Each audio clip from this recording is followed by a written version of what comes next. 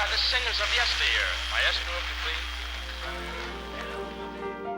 Well, I kept thinking, is it going to get any worse than this? I mean, oh my God.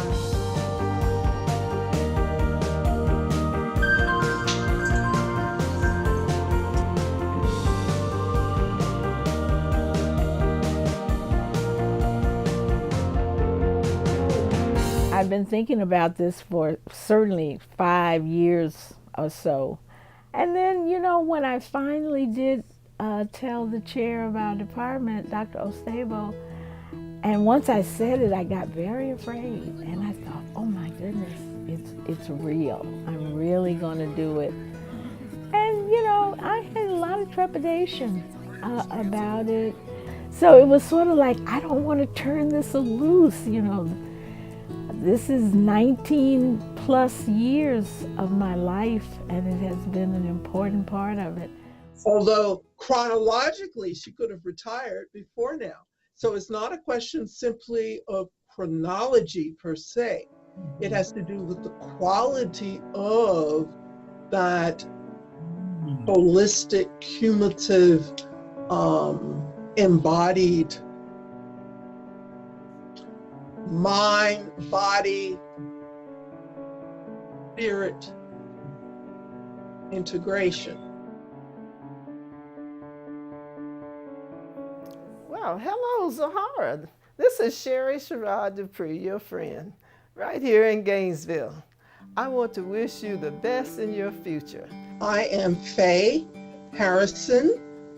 I am a colleague of Zoharah, and I would also consider her a friend. I use the term, they're collegial friends, they're friendly colleagues, but in this case, this is someone whom I deeply respect and love. Hi, Zoharah. Congratulations on your retirement. I hope that you're going to take some time for yourself and stop running. My name's Amanda Nelson, and I was an undergrad student, and I took classes with Dr. Simmons that Dr. Simmons taught. I think 3 different classes over the course of my 4 years. Assalamu alaikum, ya Ustadha, and hello to everyone in the room. My name is Kama, and I was a former student of Dr. Simmons way back when. My name is Aisha Shahida Simmons, and I have the distinct pleasure of being Gwendolyn Zoharah Simmons' daughter.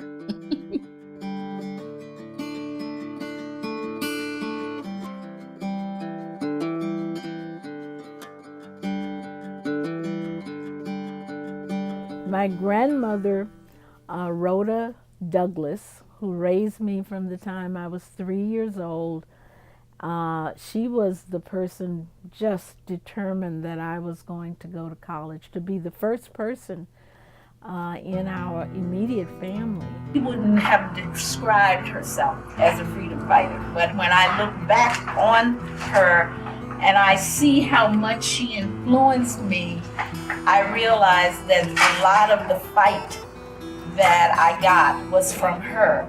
She's my paternal grandmother, Rhoda Douglas. She was like Miss Hamer, a sharecropper. She only got to the 6th grade.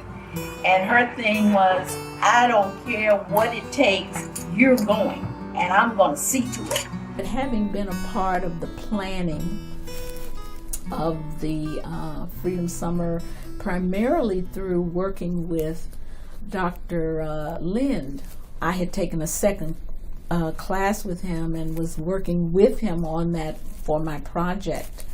So that, and I said, I want to be a Freedom School teacher, I admire your courage, your bravery, and your persistence.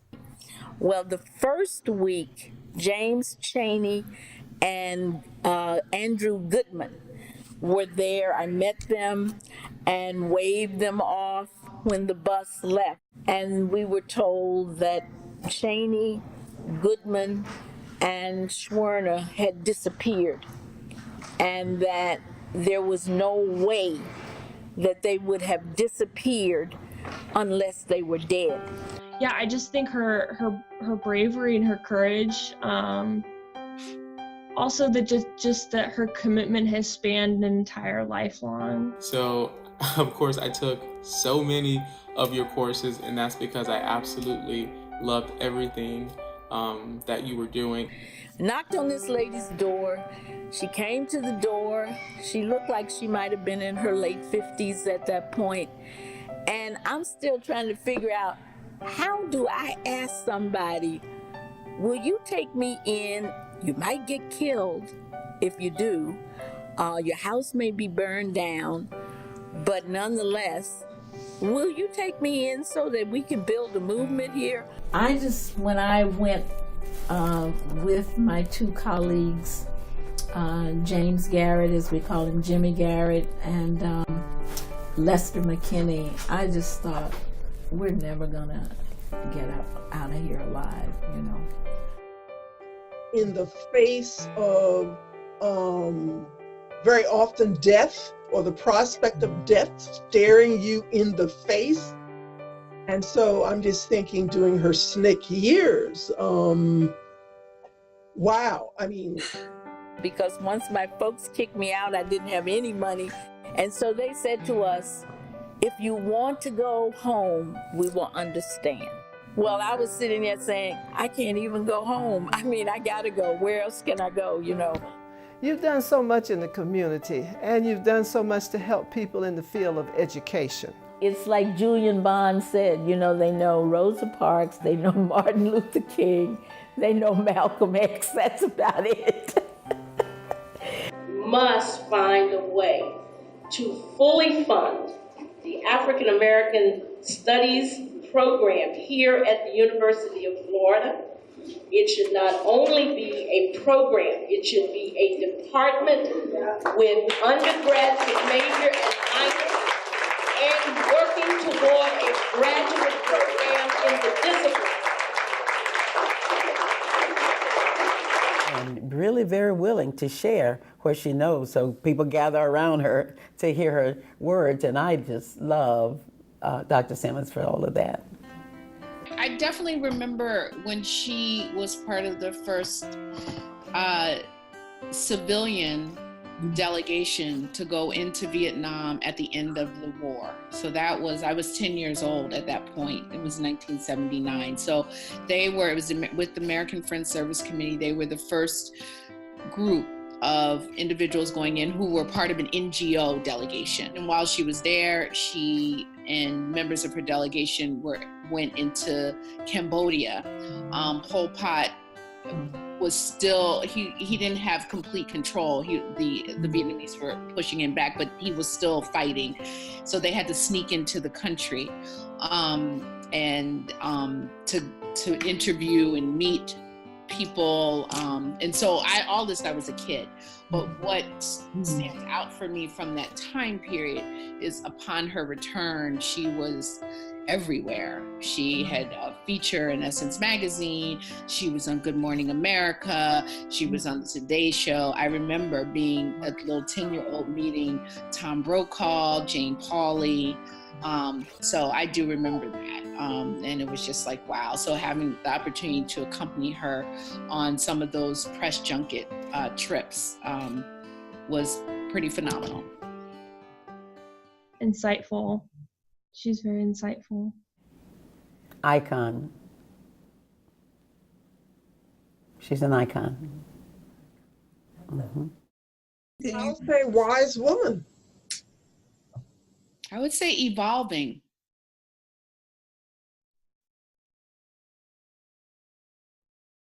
Evolving.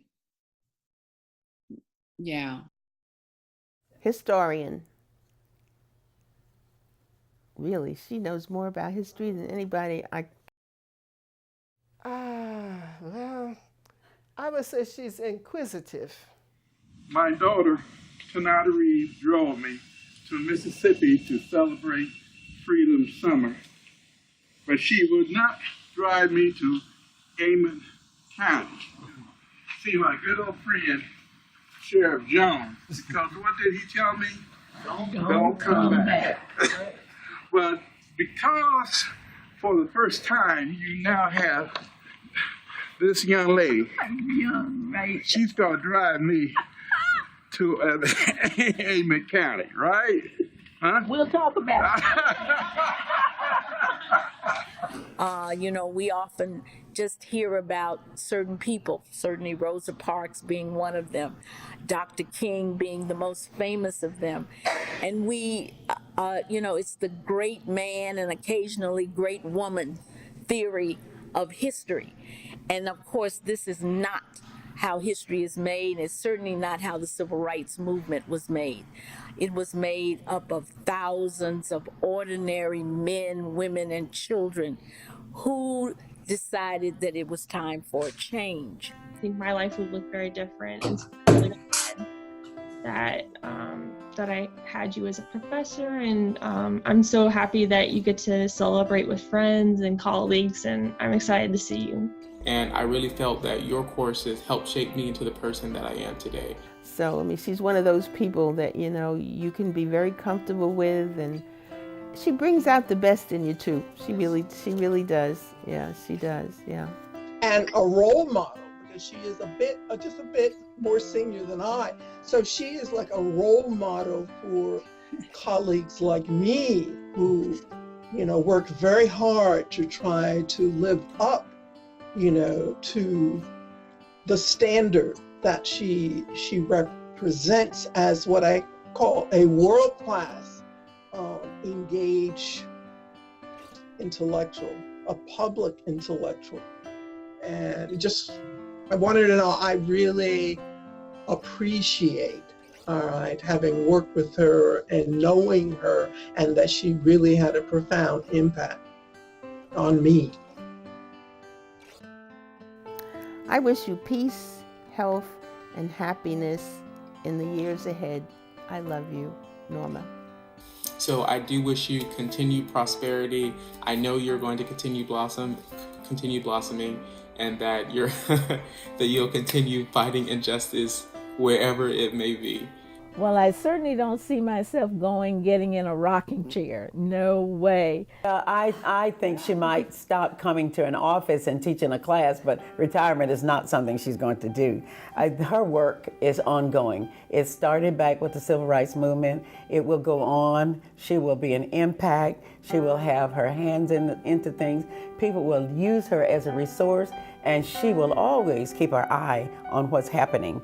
So I would hope that with retirement, you know, she can own her time and, you know, sort of redefine her priorities and do that work with equal and even more enhanced passion and willfulness. Well, you know, beginning at the age of 18, I got involved in the civil rights movement, and, you know, more or less have been involved until now, because things that we set out to do, we never completed. But I certainly know that in my own lifetime, having grown up in the Jim Crow era in Memphis, Tennessee, I see, you know, quite clearly the changes that the movement brought about. You know, and I know teaching that to students in the civil rights classes that I teach, these students, they can't even imagine, you know, and I love the fact that they can't imagine it. So, you know, I feel blessed to have been a part of that movement that changed things. How about go tell it on the mountain, over the hills and everywhere. Go tell it on the mountain to let my people know. Go tell it on the mountain, over the hills and everywhere. Go tell it on the mountain to let my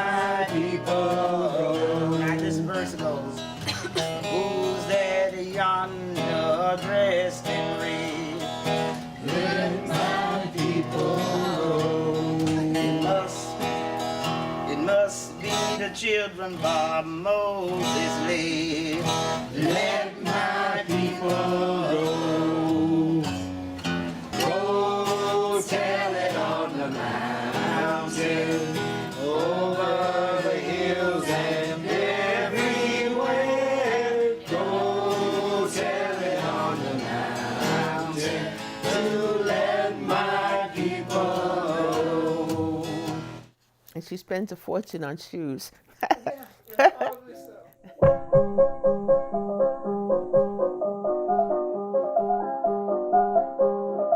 One thing that I forgot to mention that I plan to do is learn to play the piano.